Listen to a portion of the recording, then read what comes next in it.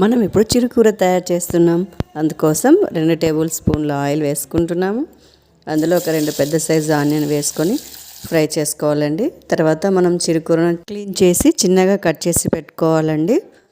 ఇవి ఫ్రై అయ్యాక ఆనియన్స్, అందులో పసుపు, రుచికి సరిపడా ఉప్పు, 1/2 టేబుల్ స్పూన్ మిరియాల పొడి, 1 టేబుల్ స్పూన్ కారం వేసి ఫ్రై చేసుకోవాలండి. కాస్త ఫ్రై అయ్యాక కట్ చేసి పెట్టుకున్న చిరుకూరను వేసుకొని కాసేపు లిడ్ పెట్టి ఫ్రై చేసుకోవాలండి. అంతా ఒకసారి కలియపెట్టి అందులో కాస్త కొత్తిమీర, మెంతి కూర వేసి కలుపుకోవాలండి.